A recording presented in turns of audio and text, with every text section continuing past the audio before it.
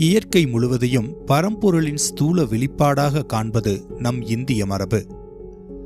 அதனால்தான் நாம் மலைகளையும் நதிகளையும் கடல்களையும் பணிந்து போற்றுகிறோம்.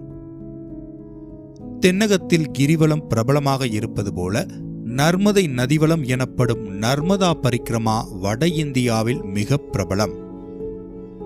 எத்தனையோ ஆன்மீக யாத்திரைகள் இருந்தாலும் அது நர்மதா பரிக்கிரமாவிற்கு ஈடாகாது என்று கூறப்படுவதுண்டு.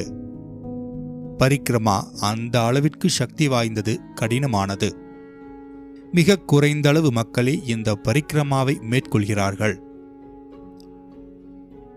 நர்மதா நதிக்கரையில் வாழும் பழங்குடியின மக்கள் நர்மதை நதி கங்கை நதியை விட புனிதமானது என்றும் காலத்தால் முற்பட்டது என்றும் வணங்குகிறார்கள்.